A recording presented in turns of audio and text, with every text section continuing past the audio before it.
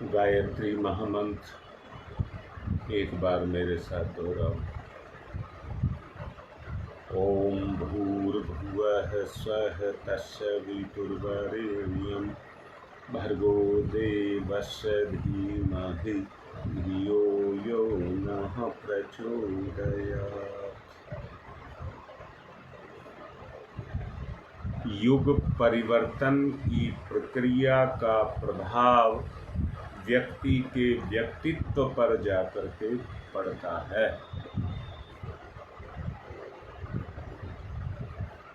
यदि मनुष्य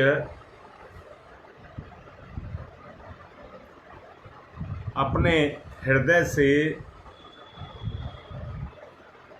किसी गलत काम कुकर्म को करने के लिए उतारू हो जाए, जरा अंदर से देखना, सोचना। यदि कोई मनुष्य अपनी चेतना से दुष्कर्म करने के लिए प्रेरित हो जाए तो उस काम को कर डालता है। यहां तक कि अगर जीवन जीने की आशा ना रह जाए तो वो आत्महत्या तक कर लेता है। यहां पर मैं एक बात कहना चाहता हूं, जीवन का जो निर्धारण है, जो स्तर है, जो टिका हुआ है, वो आपके आंतरिक स्तर पर टिका हुआ है। जैसे मैंने अभी कहा, यदि अंदर से उतारू हो जाए दुष्कर्म करने के लिए तो उसको कोई नहीं रोक सकता और वो करके ही रहेगा। इस स्थिति में जो मैंने कहा है, जरा सोचना, इस स्थिति में जहां उठने वाली स्थिति ना हो, जीव की अंदर से, बताइए उसे कौन उठा सकेगा? कौन उठा सकेगा? किसी की हिम्मत नहीं है जो उसे उठा सके। उत्थान का अभ्युदय, उत्थान का अभ्युदय उसकी आंतरिक चेतना में से स्वतः होता है।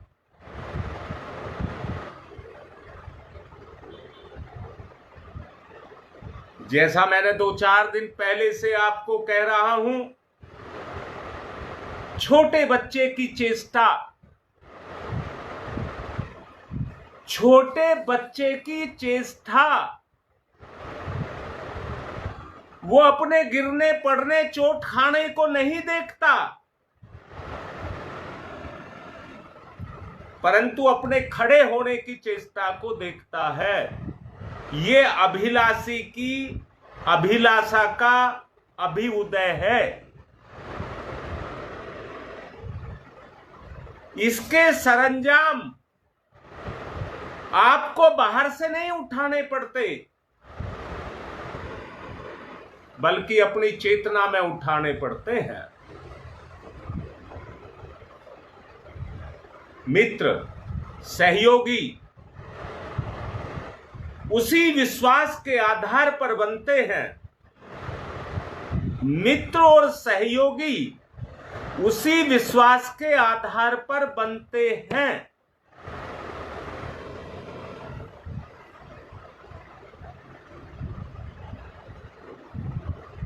यहां एक बात कहूंगा, अनेक आप पर विश्वास करते हो, परंतु किसी एक से आपका विश्वास टूट जाए,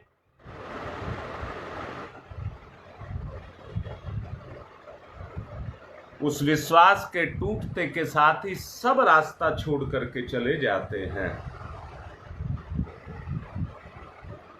सभी रास्ता छोड़ करके चले जाते हैं। आदमी अकेला रह जाता है। मित्र, सहयोगी, सहकारी,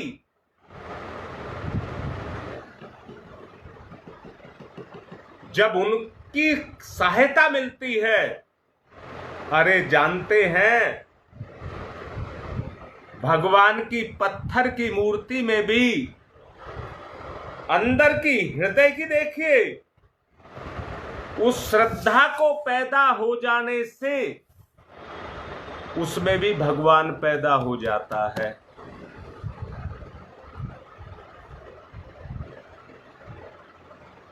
कोई कारण नहीं है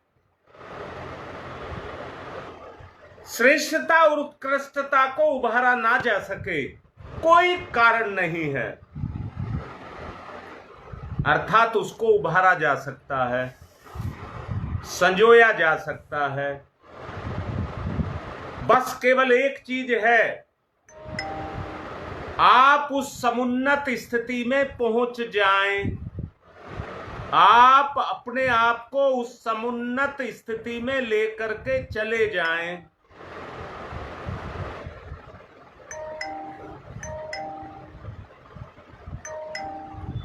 आपकी चेतना अपना उत्थान खुद करने लगेगी, खुद करने लगेगी। किसी के सहारे की जरूरत नहीं, ईश्वर विश्वास की जरूरत है।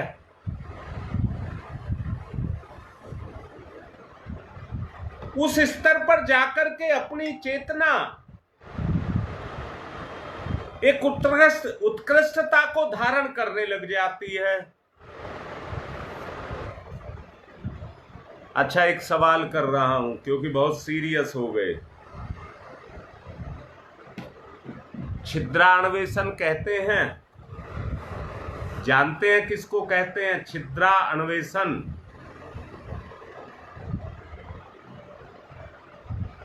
दूसरों की बुराइयों, कमजोरियों को ढूंढने की वृत्ति।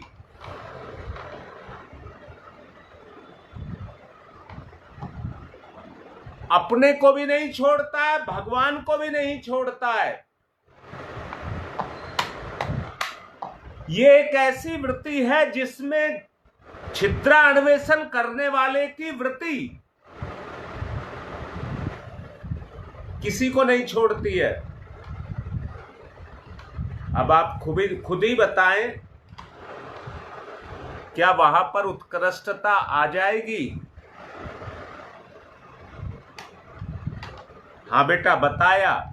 क्या वहां पर जहां छिद्रान्वेषण है, यानी कि भगवान से लगाकर संसार के जितने भी आपके संबंध हैं, जब आपकी वृत्ति उनमें उनकी कमियों, अपनी नहीं, उनकी कमियों को ढूंढने लग जाए, तो उस अवस्था में क्या आपकी वृत्ति का या आपके स्तर का उत्कर्ष होने लग जाएगा?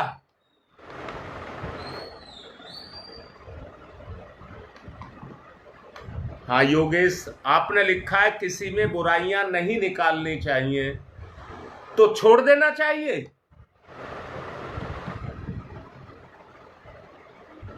बड़ी बारीकी से आत्मनिरीक्षण सतर्कता पूर्वक किया जाए,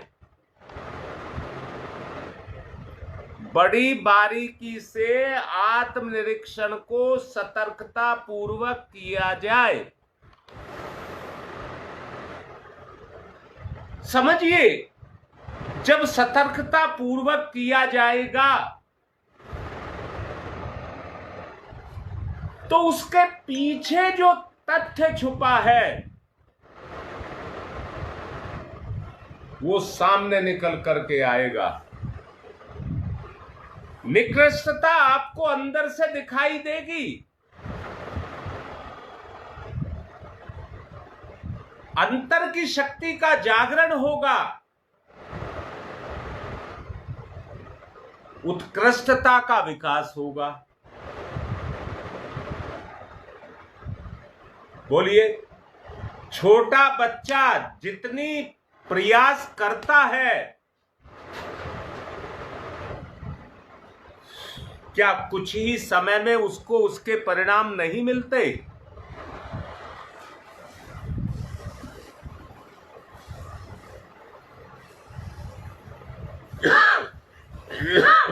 अब छोटा बच्चा भी प्रयास क्यों करता है?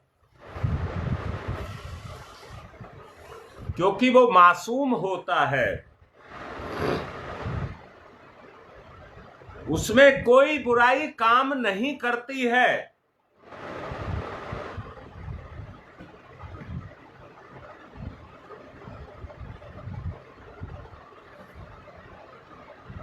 वो जो प्रयत्न करता है अपनी उत्कृष्टता के लिए करता है।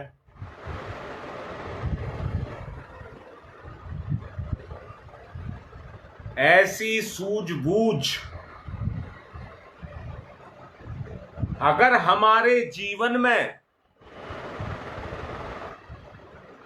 में कहिए चेतना में ऐसी सूझबूझ यदि पैदा हो जाए तो अपने जीवन का स्तर देखिए।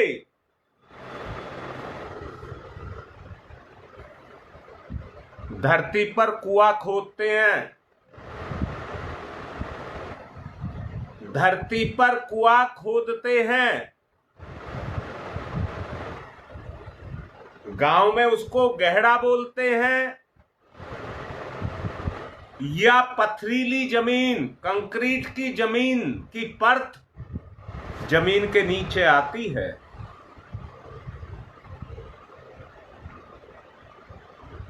उसके नीचे पानी छुपा हुआ होता है।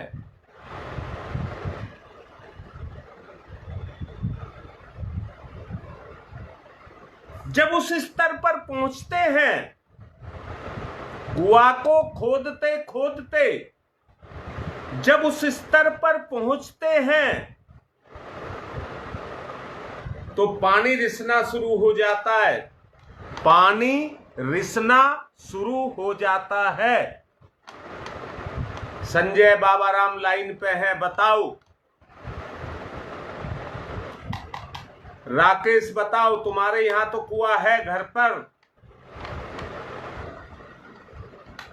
क्या उस पथरीली जमीन पर जाकर के पानी के स्रोत फूटते हैं कि नहीं फूटते हैं? जैसे इंसान के शरीर में धमनियां काम करती हैं, उस कुएं के स्रोत में भी पानी की धमनियां काम करने लग जाती हैं, रिसने लग जाती हैं। और पुण्य परमार्थ के लिए मनुष्य से लगाकर पौधे औषधियों तक अपने उस जल को वितरित करने के लिए तैयार रहते हैं।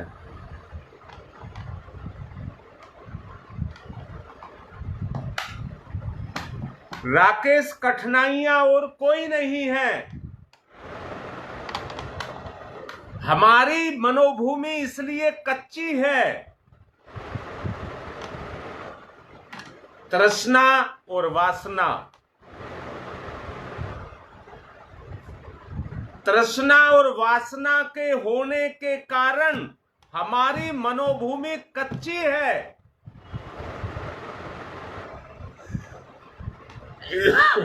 पाप पर रस छोड़ने लग जाती है।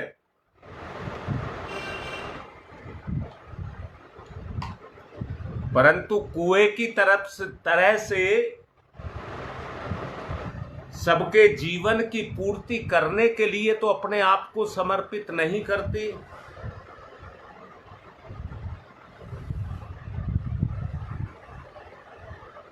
दुर्गुणों को बारीकी से देखा जाए, अपने दुर्गुणों को बारीकी से देखा जाए,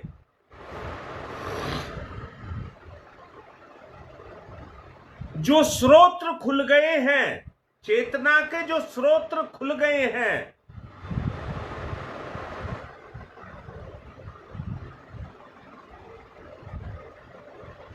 सब देखो अपने अंदर, सभी देखो अपने अंदर। दूसरों की महिमा गाने से क्या फायदा है?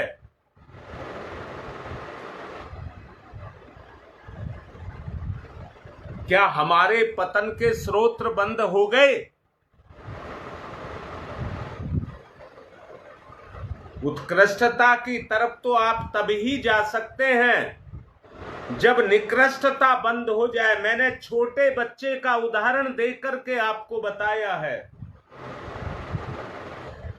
छोटा बच्चा जितने प्रयास करता है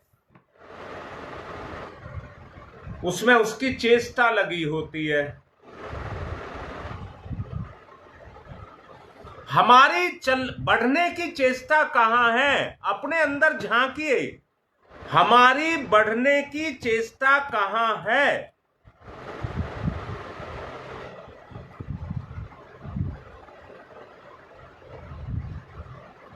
अच्छा बताओ, बताओ भाई, सब बताओ। सचमुच अपने छिद्रान्वेषण को बारीकी से देखा जाए और अपने आप को देखा जाए तो वो स्रोत मुझे मिलेंगे या नहीं मिलेंगे जो मेरे अंदर हैं? वासना और तृष्णा, दो चीज कही है मैंने।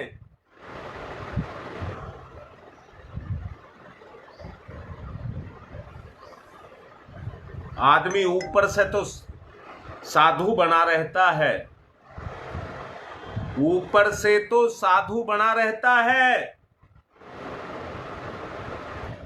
परंतु ये मानसिक कमजोरी है, अंदर ही अंदर अपने कार्य को करती है।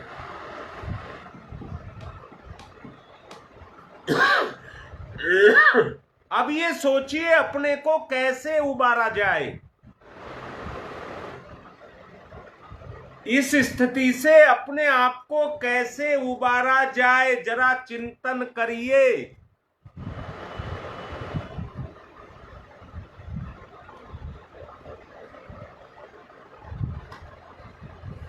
करो चिंतन।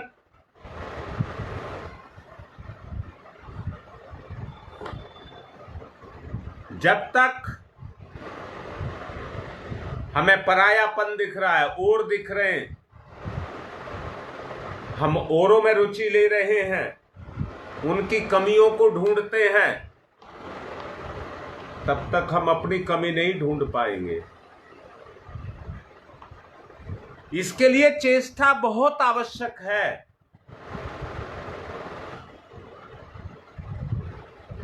बोलो भाई, कैसा लग रहा है? शांत होकर के बैठ गए सारे के सारे। क्या अंदर को आपको समझ आ रही है बात जो समझाया जा रहा है? क्या अंदर से आपको बात समझ आ रही है? हम अपनी कमजोरी के जीवन को जीते हैं। अपने आप में सच्चाई से देखिए, क्या ठोसता आपके पास है? मित्रों, सहयोगी तो आपकी ठोसता के कारण आपके जीवन में प्रवेश करने लग जाएंगे।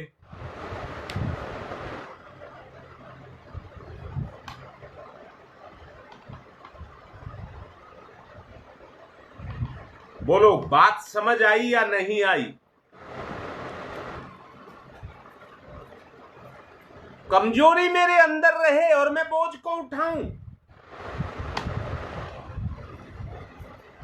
उठा नहीं सकूंगा।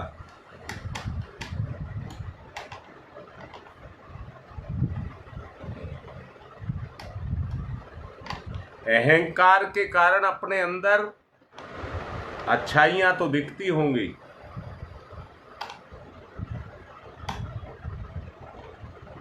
परंतु ढूंढना तो अपनी बुराइयों को है।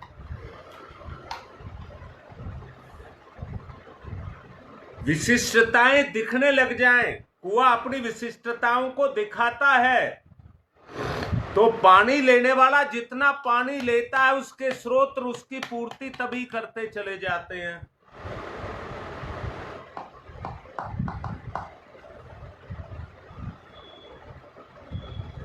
देने वाला देता है, बांटने वाला बांटता है।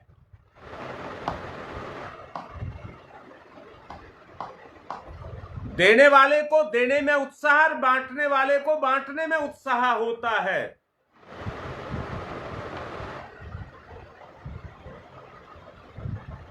अगर ये उमंग जग जाए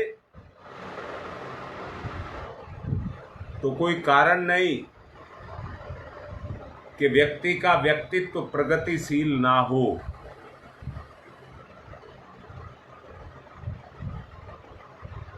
प्रतिभा संपन्न ना बने।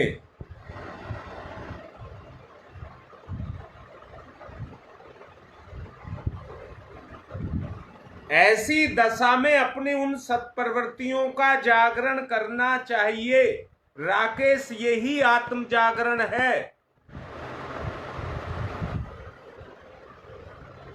पूजा बेटा समझ रही है? कोई बात समझ नहीं आ रही तो पूछ।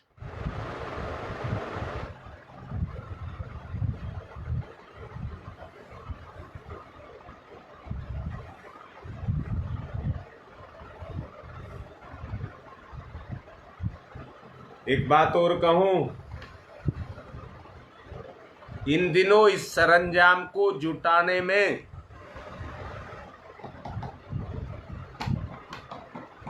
बड़ा सुयोग इन दिनों आया हुआ है। बड़ा सुयोग इन दिनों आया हुआ है। सुयोग बोला, योग जो उज्जवल भविष्य की संभावनाओं को लेकर के आया है। युग परिवर्तन है। नव सृजन के लिए प्रचंड शक्ति का जागरण होगा।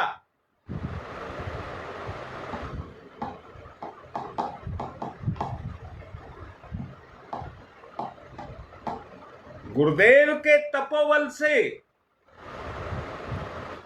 इस ब्रह्मांड को गर्म किया गया है। परिवर्तन के लिए गर्म किया गया है। और परिवर्तन किस में आएगा?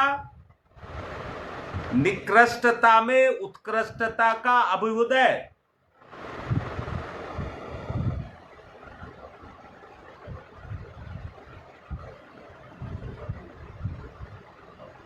इस समय दोनों काम साथ साथ चलेंगे महाकाल की कृपा से।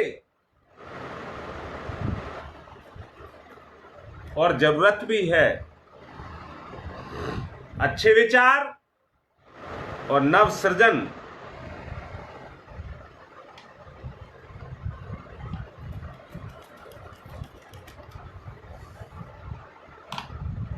उज्जवल भविष्य निर्माण के उद्देश्य में नियंता का पूरी शक्ति नव सृजन के लिए लगी हुई है। ध्यान और प्रयास, दो बात, ध्यान और प्रयास दोनों को नियोजित किया जाए।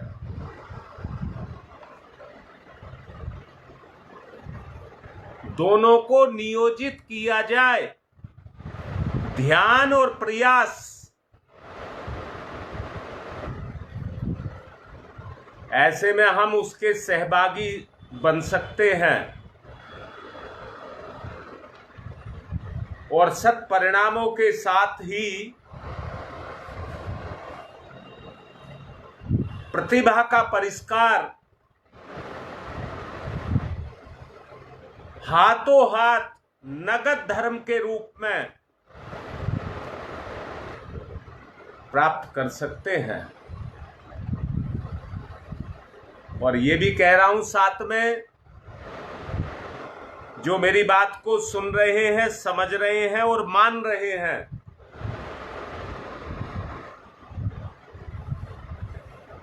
वो सुनिश्चित रूप से अनुभव करेंगे। पर प्रयास छोटे बच्चे की तरह होना चाहिए।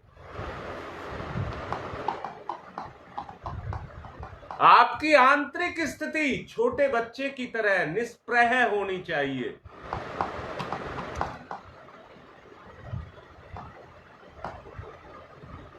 परमात्म सत्ता सृजन शिल्पियों के समुदाय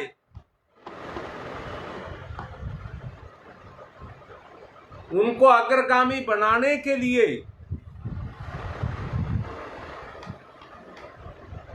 वो केंद्रीय शक्ति अपने और दूसरों के अनेक उदाहरण पैदा करेगी। आप में से ही जिनको उदाहरण बनेगी उनकी सद्गति होगी और उनके पीछे जो प्रयास चलेंगे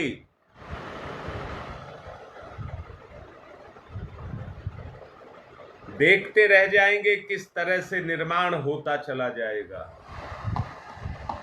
अग्रगामी बने, जागरूक बने,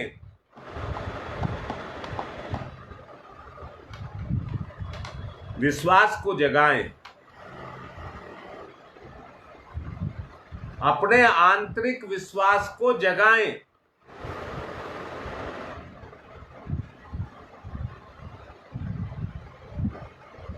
यही पारस से सटने का समय है।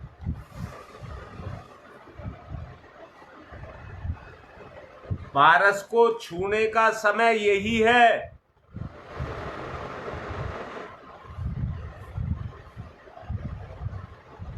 गंदगी से छुटकारा मिलेगा, प्रसन्नता, प्रफुल्लता, सफलता भरी उपलब्धियां,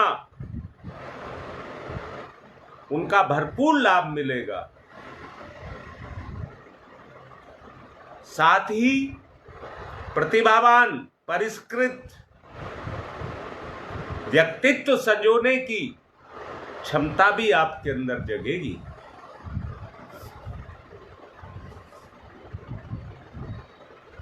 युग निर्माण योजना का आरंभ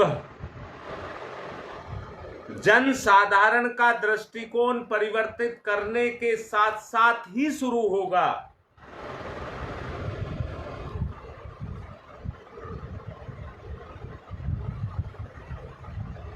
लोगों की विचार की शैली बदलेगी, आकांक्षाएं, अभिरुचि, प्रवृत्तियां यदि निकृष्टता की ओर हों, संसार के सम्मुख अनेक तरह की कठिनाइयां, चिंताएं, व्यथाएं पैदा हो जाएंगी। नरकीय वातावरण का निर्माण होगा। अगर इसी तरह की सोच जो इन दिनों चल रही है,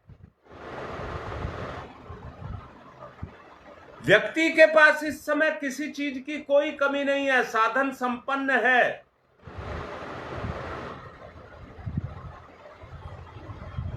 बस केवल अपने अंदर की इच्छा को पूरा करना चाह रहा है। नरकीय वातावरण में नारकीय घटनाएं ही पैदा होती हैं। वैसा ही वातावरण निर्मित होता है।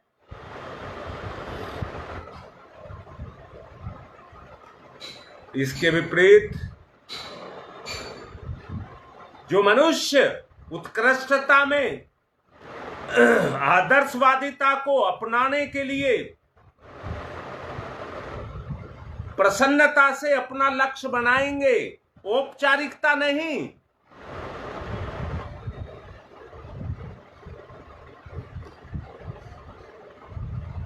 परमार्थ में अपने आप को लगाएंगे, स्वार्थ को मिटाएंगे, स्वर्गीय परिस्थितियों को जन्म देंगे। मैंने कहा अभी आपको, ईश्वर का अपना सिद्धांत है, वो सबको देता है,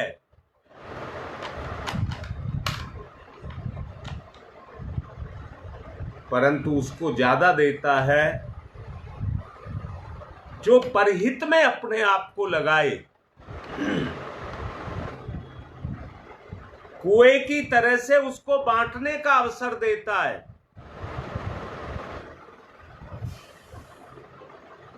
संग्रह करने का नहीं।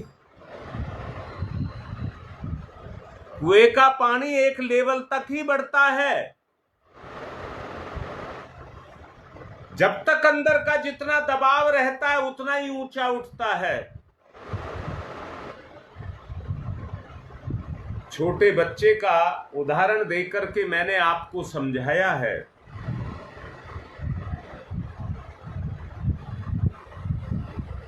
वो आत्म परिष्कार, इसी को आत्म परिष्कार कहते हैं। आदमी प्रचुर मात्रा में सुख शांति को अनुभव करता है और उसी के ऊपर विश्व शांति टिकी रहती है।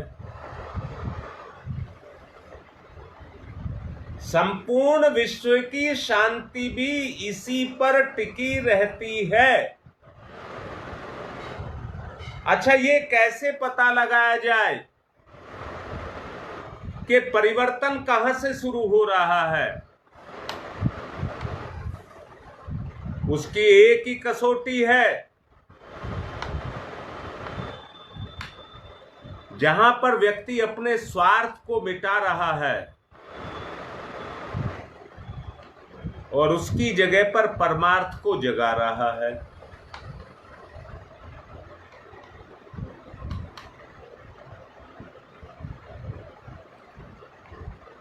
तृष्णा और वासना को तिलांजलि दी जाए। तृष्णा और वासना को तिलांजलि दी जाए। उत्कृष्टता और आदर्शवादिता को चरितार्थ किया जाए। सत साहस को बढ़ाया जाए। जहां पर इस तरह की सत्प्रवृत्तियां पनपेंगी, वहीं से युग निर्माण की शुरुआत होगी।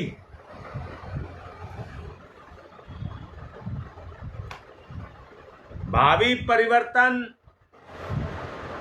युग में जनसाधारण को शरीर निर्वाह के लिए सादगी से जीवन को जिए,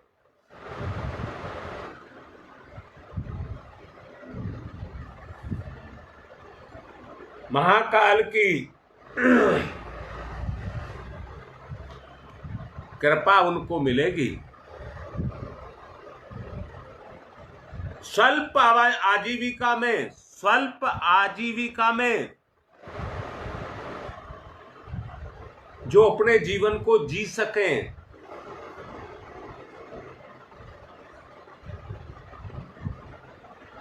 ऐसे प्रमाण निकल करके आएंगे। भविष्य के लिए संग्रह नहीं, सृजन किया जाए।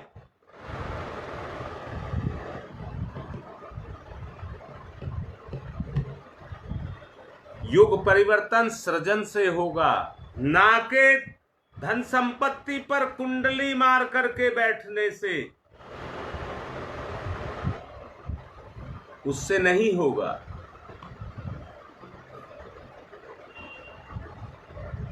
भविष्य के लिए संग्रह करने की प्रवृत्ति मिटेगी और उसके स्थान पर सत्प्रवृत्ति संजागरण के लिए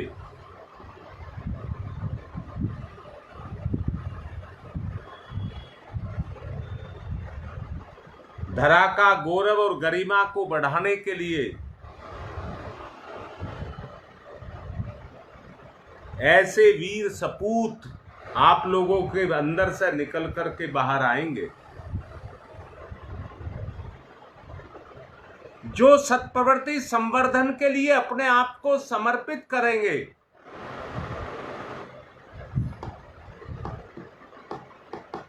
जो केवल वर्तमान का ध्यान रखेंगे,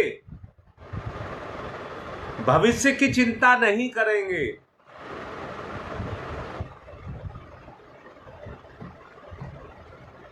सोच करके देखिए, जो अभी कहा गया सोच करके देखिए।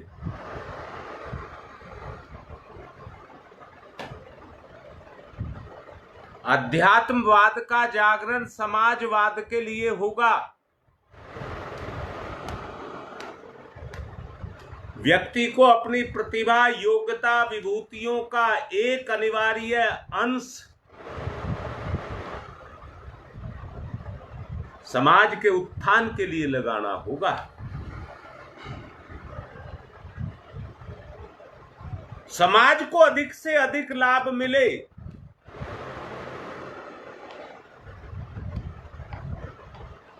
इस तरह की योजनाओं को बनाना होगा। राम राज्य की स्थापना सत्प्रवृत्ति संवर्धन से हुई थी। सत्प्रवृत्ति संवर्धन के कारण हुई थी।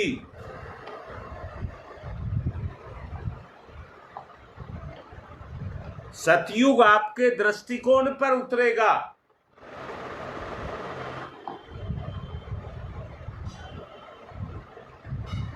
सोच करके देखिए क्या करना होगा। ओम तमसो मा ज्योतिर्गमय, तमसो मा ज्योतिर्गमय, तमसो मा ज्योतिर्गमय।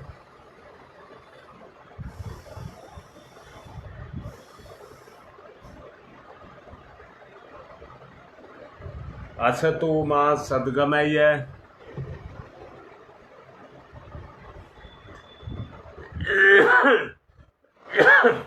अस्तो मा सद्गमय, असतो मा सद्गमय। मृत्योर्मामृतं गमय,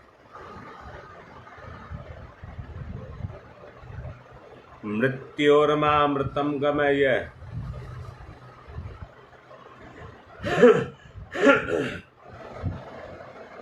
तमसो मा तमसो मा तमसो मा ज्योतिर्गमय, ज्योतिर्गमय, ज्योतिर्गमय।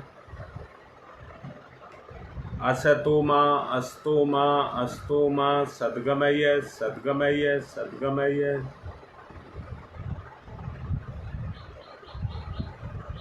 मृत्योर्मा मृत्योर्मा मृत्योर्मा अमृतम गमय, अमृतम गमय, अमृतम गमय।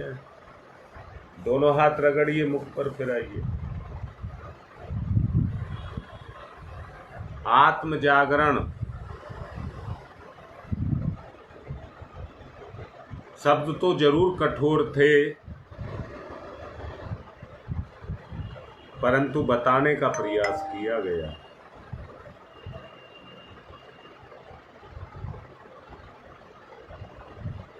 आज की बात को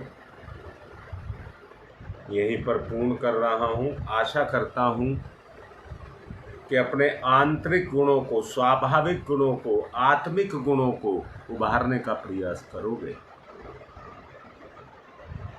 आज की बात समाप्त।